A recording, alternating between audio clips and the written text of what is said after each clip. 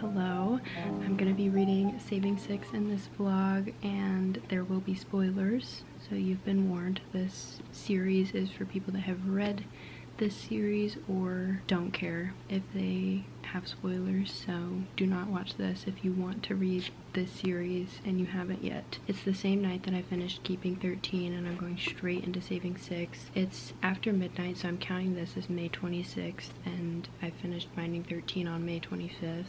But it's the same night. I haven't slept yet. I just got out of the shower and I'm going right into Saving Six. You might notice that I got new covers. I had to get the rest of the series anyway and I wanted the new covers, so I was like, I'm just gonna buy the whole box set. So I have duplicates of Finding and Keeping 13 and Saving Six because I have the original covers of all three of those. I literally get physical copies of every single book I read on my Kindle. It's bad. But anyway, I'm just going right into this book on my Kindle. I'm very excited to get into Joey and Eva's story.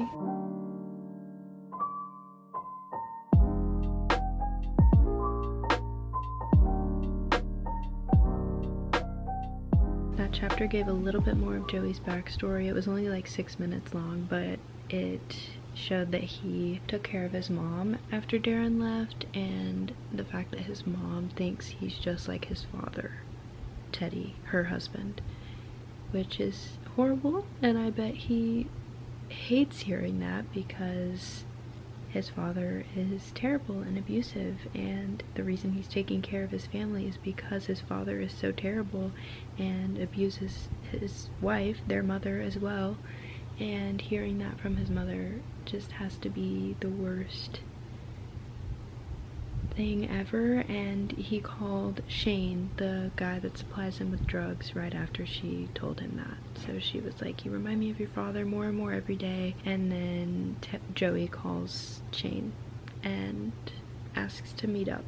So that's, I guess, where like the drug addiction started and everything.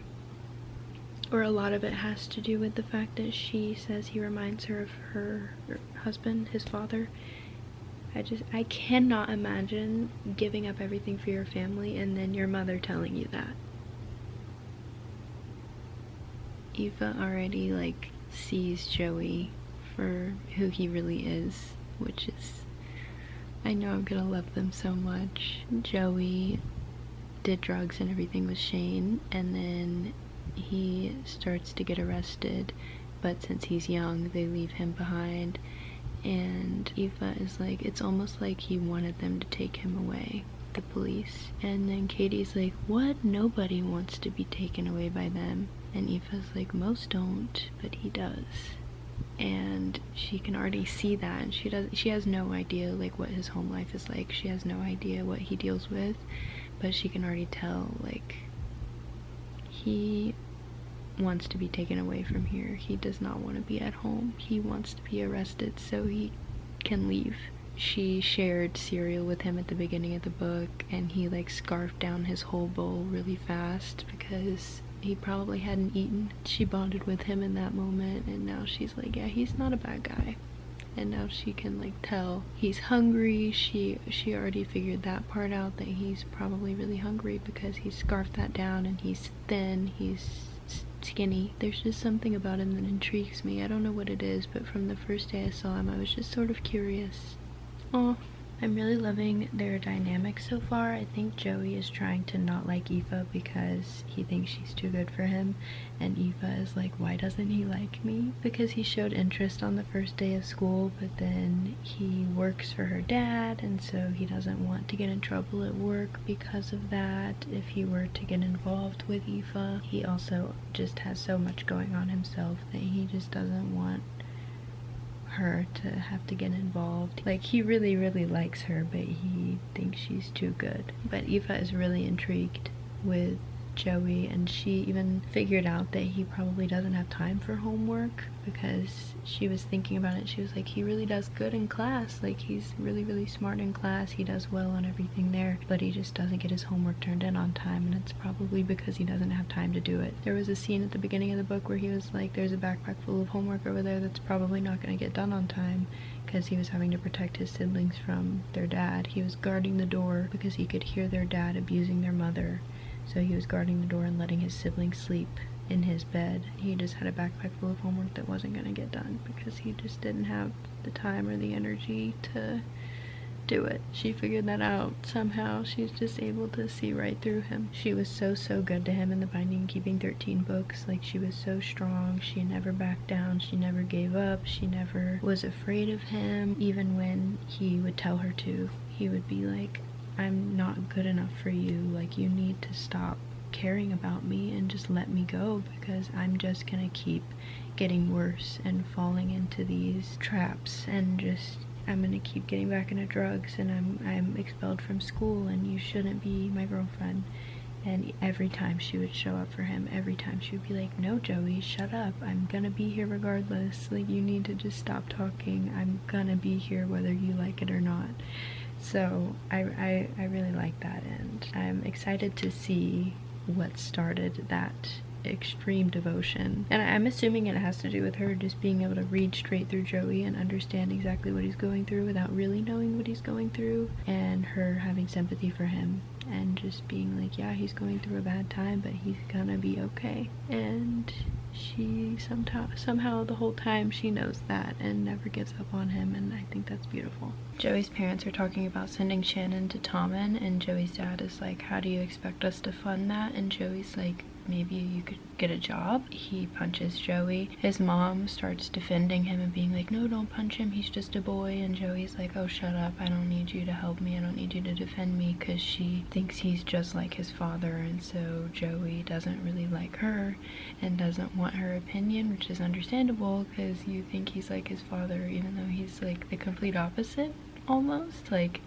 I mean, he's a good caretaker. I mean, he is struggling with his addiction though, but I don't know if she even knows that. Anyway, his dad is like, don't talk to your mother and then her condition, and Joey's like, wait, what do you mean in her condition? Is she pregnant? And so yeah, she's pregnant. I'm assuming with Sean. I knew it was gonna happen already, but seeing it from his perspective and him already having so much on his hands and not being able to like get his homework done and be a normal kid, and he's resorting to drugs to like escape from everything already, and then adding another baby into the mix. Obviously I knew it was gonna happen because I knew Sean came into the picture at some point, but seeing it happen when he's already struggling with Shannon, Ty, and Ollie. Joey's mom just had the baby. Paul put his hands on Aoife, and Joey did not like that very much. Joey and Aoife have me giggling and kicking my feet sometimes. Oh my god. Some of the scenes are so good. Like, maybe even more so than Johnny and Shannon. I don't know, I feel very invested in their story, and the tension is so strong. But Aoife really wants to be with him now, but he is still very much like, no, you're too good for me, I'm not gonna be with you, I would be a really bad boyfriend. And he went to a party, got into drugs, everything. He's still doing drugs in his free time, and I mean, I'm assuming that'll continue for a good while because it's still going on in Binding and Keeping 13. But that's kind of all the updates I have, honestly. Like, not much has happened. I'm just really enjoying getting to know them, and I really don't like Paul, and neither does Joey. And him putting his hands on Aoife at that party and trying to drag her away, I was very angry at him, not gonna lie. But Joey set him straight. I also love their like flirty banter. Joey's starting to flirt back now, and that's fun. I don't know, I'm having a really good time reading it, even though I don't have much to talk about. I'm just really loving them. Joey did drugs in Aoife's bathroom because he hasn't slept in days and he needed energy for his match, and he told Aoife that he hasn't slept in days, and she's like, why have you not slept in days? And he said he's been doing night feeds, so he's been feeding Sean. But Aoife's like, what are you talking about? What are night feeds? Why haven't you been sleeping? Because she doesn't know that he takes care of his family. She knows that he has a new baby brother and that he hasn't been sleeping very well because his teeth are coming in, but she doesn't know that he is like probably fully taking care of the baby, or at least clearly doing night feeds. But she's like, what are you talking about, night feeds? And he's shaking all over and having a panic attack, I think, and Aoife is like, no, you're not going to that match, you're staying in my room. She shut the door and like locked them both in her room, and now he's like having a panic attack. He's saying he can't breathe, and I'm worried because I feel like his dad's probably going to the match, and his dad's gonna be mad at him because he's not going, and I feel like he's gonna get a pretty bad beating after this. So I'm still in the middle of the panic attack scene, and I'm like, I should probably film myself reading this because it's stressful. She's like breathing with him, so they're like taking deep breaths together.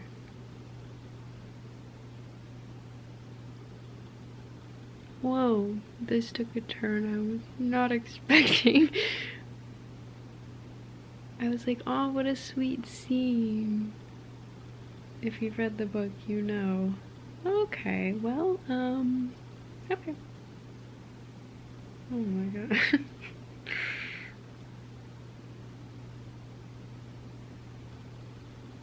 Oh yay, he stopped shaking. That's great news. Oh, but he's really hot.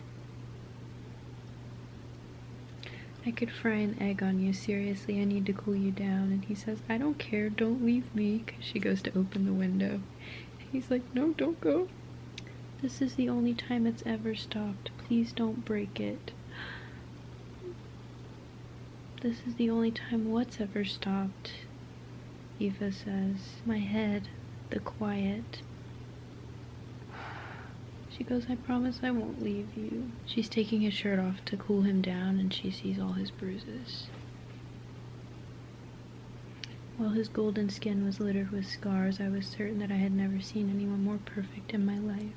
He tells her he got into a fight, and that's where all the bruises came from, and she goes, a fight? With who? I'm wondering when he'll tell her that it's his father. Aww. I gently placed the palm of my hand on the bruise that was covering his heart.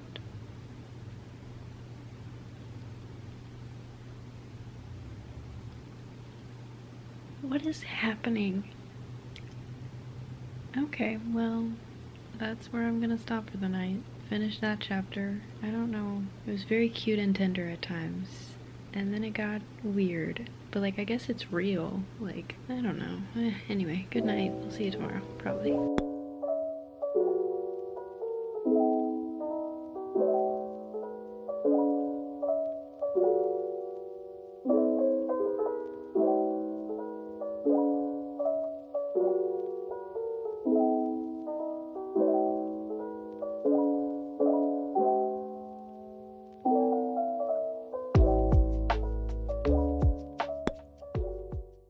Read in a really long time because I started my summer courses and I've just been so busy and exhausted all the time, but I'm finally at a place where I feel comfortable with where I'm at in my summer courses and I am able to read a little bit. It's currently 11:55 p.m. though, so I studied all day and I didn't start reading until like 11:30, and I have to stop soon because I open tomorrow, so I need to go to bed. But Aoife found out that Joey is getting abused at home by his father. Joey's friend Podge told her. She had kind of figured it out on her own a little bit, I think, but Podge just like confirmed it. And now Aoife is at Joey's house because she has his book bag. She was going to return it to him, but a lot of things happened. Shannon answered the door, and then Ollie came over and was like, come in, Aoife. And so Aoife came in, and now she's sitting on their couch and she can hear their dad abusing him, basically. Crazy stuff. I'm 55% of the way through the book. I feel like I haven't updated you much this reading vlog, but there hasn't been much to update about. Like, I'm kind of just getting to know the characters, and I already know a lot about Joey that's being told in this book, so I haven't really felt the need to update you on that. Now it seems like stuff is happening because Aoife is like determined to have Joey tell her where his bruises are from and stuff, and all the scars on his body, because she's seen them before when they were in her room. I think I updated you when I read that part, when they were in her room and he like took his shirt off and she saw a bunch of scars like all down his back and stuff, and now she's like determined to know from Joey himself what's happening. Like, Podge told her, but she's not convinced. I mean, she is, but like she just wants to hear it from his mouth. But now she's like witnessing it, and she did not expect that their dad came into the living room and goes, "Who's this?" talking about Aoife, and Ollie goes, "This is Aoife, my friend." He has blood trickling from a cut above his eyebrow. Now Joey wants to have a word with her outside. This could be good or bad. I feel like it's gonna be bad. He's not gonna be happy with her. Yeah, he's not happy with her. Aww. His green eyes blazed with a mask of anger, but I could see the absolute panic underneath as his attention kept slipping to the front door behind me. He's just a kid. I'm not going anywhere until you talk to me, Aoife says. Okay, okay. I wasn't walking away, not now that I knew, not ever again.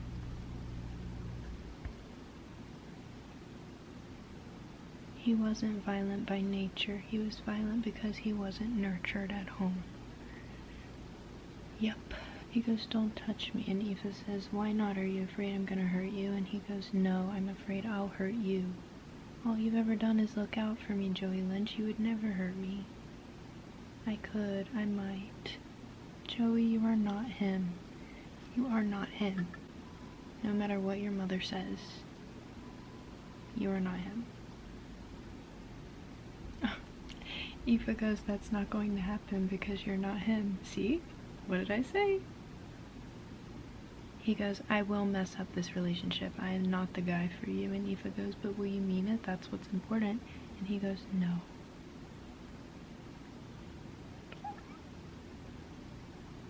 They're kissing now. See? I knew it might be good. I knew this little talk might be good. This was our first kiss, and it wasn't the comet-hitting Earth moment I had anticipated from years of binge-watching unhealthy teen sitcoms. It wasn't anything like what happened in the movies. It was so much more. Oh girl, nobody cares about Paul. Don't worry about him right now. It's fine. This kiss was going to have consequences. Huge, heart-stopping, feeling-igniting consequences. Now I have to go to bed, but that's a pretty good note to end on. I really do think I like this story better than Shannon and Johnny, which is kind of crazy. And I haven't said much about them, but like, I don't know, the feelings it's giving me, like, I don't know, they feel so real. I guess Shannon and Johnny did too. I don't know what it is.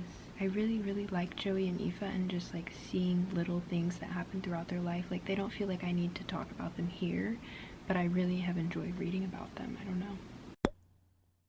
Hi, I'm so sorry. I'm slowly but surely getting through this book. It's not that I don't want to read it. I think about it all the time. I just genuinely can't still. I have time to read like a chapter here and there. I am 66% of the way through. I'm on page 317. This is the chapter that I'm on right now. Basically, the last thing that happened was Aoife like asked Joey to stop doing drugs, or to try to stop doing drugs, and Joey was like, "Yeah, sure, I'll do that for you." So we'll see how long that lasts. Obviously I know it doesn't last forever, because I know he does drugs in Johnny and Shannon's books, and obviously I know Aoife never leaves him, even when he does end up doing drugs again. So I'm gonna read a little bit more tonight. It's already 12:10 a.m. so I need to go to bed. I'm tired. I want to go to sleep. I also want to read, so I'm gonna read a little bit. This chapter is only 4 minutes long, so we'll see. I'll probably read a little bit more than this chapter.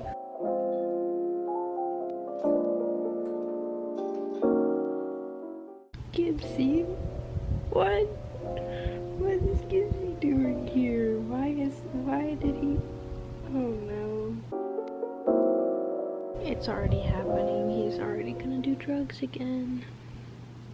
But like, I can't be mad at him because he needs the reprieve from everything he has going on at home. If there was no reason for him to do drugs and he was just like going against, it wasn't even a promise to Aoife, he was just like, "Yeah, I'll try." But like, if it was for no reason, I would be upset with him for going back to Shane's. I can't be mad because he has so much going on that he needs just and escape from. I'm 72% of the way in now, and I'm on page 348, and I'm gonna stop here. I just kept going because the last few chapters were like a few minutes long, and they were in the middle of an argument, so I was like, I want to keep reading until they're okay, and so I did. The next chapter's only 4 minutes, but like they're at a good place right now. They're not arguing anymore or anything, so I'm just gonna stop here for the night. They were arguing because she found Joey with Shane. Basically, they're fine now, and he says he wasn't doing drugs when he was with Shane. He hasn't told her that he did drugs that one night,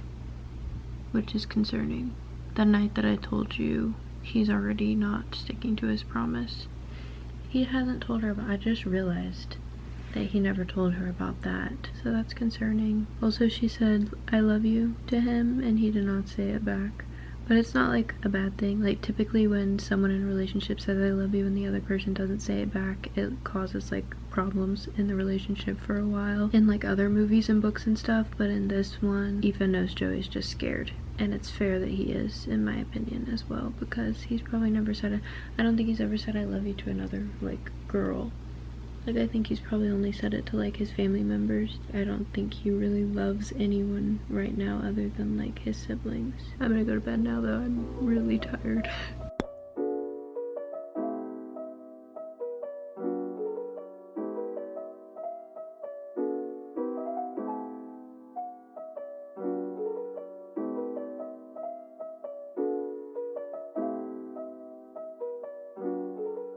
Aoife asked Joey to go to a festival overnight, and Joey was like, no, I've got responsibilities at home, but now he's going, and he deserves it. He needs to get out of there. But I'm worried about what's gonna happen while he's gone. I feel like something bad's gonna happen.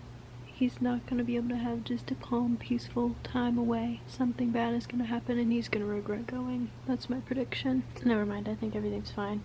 But, oh my god, he got a tattoo that says Eva across his heart. Not everything's fine. They have alcohol poisoning, but I think everything's fine at home. So I think I was wrong about my prediction.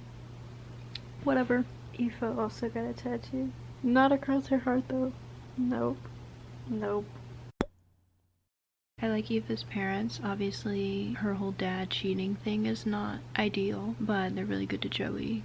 And her dad just offered him the apprenticeship at his car place, and her mom really likes him, and her dad was like, I would be pleased to see you with my daughter, because he knows Joey's a good guy from working with him all these years. He's known Joey since he was 12. Joey just did drugs in the school parking lot with Shane Holland, which I'm very concerned about. Like, obviously I know he gets better eventually, but like him constantly breaking Aoife's trust like this, and like just completely straight up lying to her every time. She's like, are you high? And he's like, no, I swear. Okay, you're literally lying. I know she sticks it out, and I know they stay together. I don't know if I would, if I were her, honestly. I don't know if I could do it, because he just keeps going back to drugs, and then he'll be high around her and just lie about it. She knows though every time so far, I think every time he's been high around her, she's been able to spot it, so that's good. At least she doesn't like not know. At the end of the chapter, after everything happened, she's just found out that he's high and his nose is bleeding and everything. He's like, don't hate me, you're all I have to wake up for in the morning. And then I'm just like, oh my god, I can't be mad at you. Aoife goes, and as I lay on my side, running my hand through his hair and watching him sleep, I made a mental vow that I wouldn't allow him to lose himself to the world he teetered on the edge of. No matter what, I would be right beside him, ready to pull him back to safety, even if it meant that I lost myself in the process. Okay, I'm stopping here for the night. 80% of the way through page 391. I've got like 100 pages left.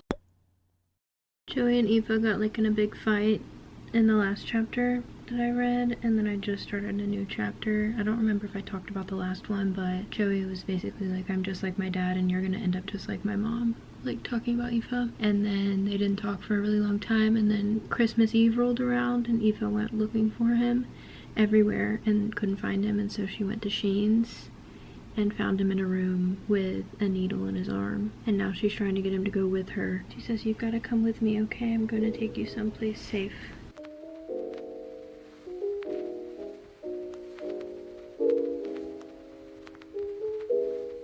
I haven't read it in a long time because I've been busy, as you know, but I forgot that his mom told her that she's pregnant again, and that's kind of why he went crazy, if you will. He finally said "I love you," but he's like out of his mind right now, so she's like, "Tell me when you're sober, it won't count tonight." Oh my god, it's Christmas Day now. And Joey's birthday. I'm nervous about what this Christmas Day is gonna be like. Eva goes, "You're not good for me. I get that now, but it doesn't stop my heart from loving you or my head from wanting you."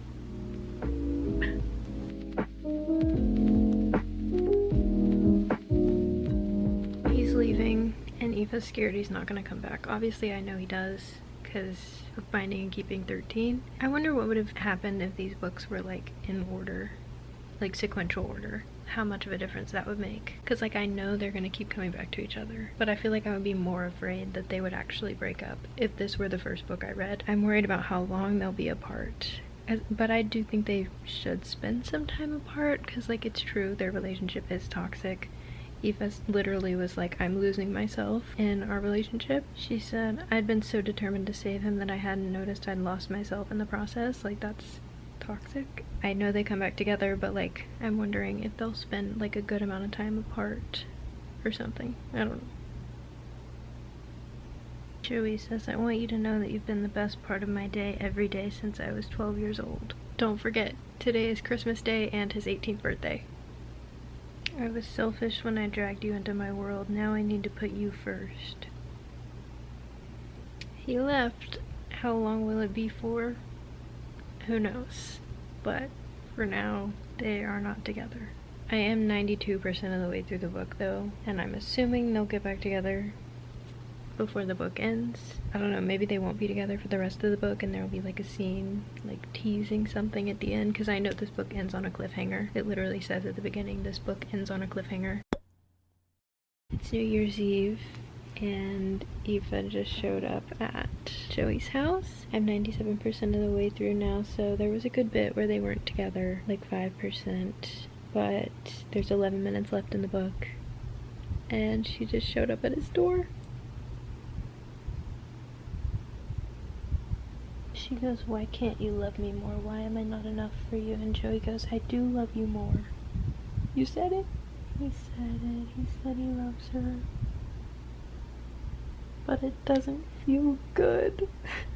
I love you more than I have ever loved another person in my life. You're not supposed to tell me that you love me after we've broken up. So true. "I'm not replacing you. I'm trying to fix me for you," Joey says. And that's the end. I don't know. I wouldn't call that a cliffhanger, really, but I guess it kind of is. They're not together right now, and he's trying to fix himself. Okay, well, good book. I'm gonna sit on it for a little bit. I'll do like a full overview tomorrow, I guess, if I have time. Whenever I have time. We'll see. Hello, it's been a little bit since I finished this book, and by a little bit I mean I don't even know how long at this point, but as you know, I've been super busy, but it's summer break now, so I have time to do things outside of school and work. But I really enjoyed this book. I loved it, truly. Like, it was better, like I said, than Binding and Keeping 13. I just enjoyed the couple more. I enjoyed their dynamic more. I am really excited to read the next one, which is Redeeming 6, I believe is what it's called.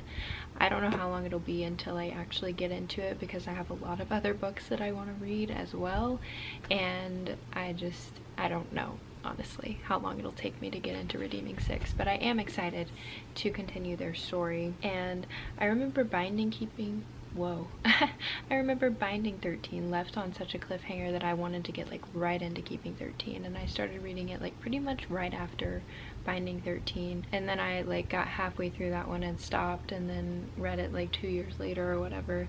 But anyway, I don't feel that way about Redeeming 6. Like, I don't want to go right into it because it didn't leave on such a cliffhanger that it like makes me crave what happens next, you know what I mean? Like, I'm not super on the edge of my seat, if that makes sense. Obviously, like, I care about them and I want to know what happens next, and I am excited about the next book, but like, there are more books that I want to read instead at the moment, if that makes sense. Anyway, I really enjoyed this story. I really enjoyed Joey and Aoife, and you know, getting to know their like origin story, because obviously I know them from Binding and Keeping 13. I loved them in those books as well, but it was just really intriguing to know like how they started and that bond, how that was created, because they are just so in love with each other, and Aoife never leaves his side. But now I understand them more, and I really liked getting to know how they started. That's pretty much everything I have to say about this book. You know, I feel like this reading vlog isn't as long as the other two. I mean, I know that already. I've edited it already, and it's only 30 minutes, and the other two were like 40-ish. So I just didn't talk about them as much in this vlog, which is funny because, like I said, I liked this book more than the other two.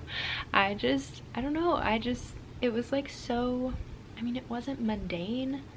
Like, there were still definitely a lot of crazy things that happened, but it was like, I guess it was more mundane than Johnny and Shannon. Like, it just felt more real, and like I was just kind of following them along in their life a lot of the time, and I really like that. Like, it felt more character driven, if that makes sense. It wasn't super dramatic and plot driven like I feel like Binding and Keeping 13 were, which, I mean, that's cool too. Like, people like different things, but I like character driven stories a lot, and I think that might be why I enjoyed this one so much. And I just also really liked Joey and Aoife's personalities and how they meshed together. I really recommend this series if you're looking for something new to get into and you want characters that'll feel like family by the end of it. Thanks for watching this video. Like I said, I don't know how long it'll be before I read Redeeming 6. I promise I will eventually. I'll talk to you guys later. Thanks for watching. Bye.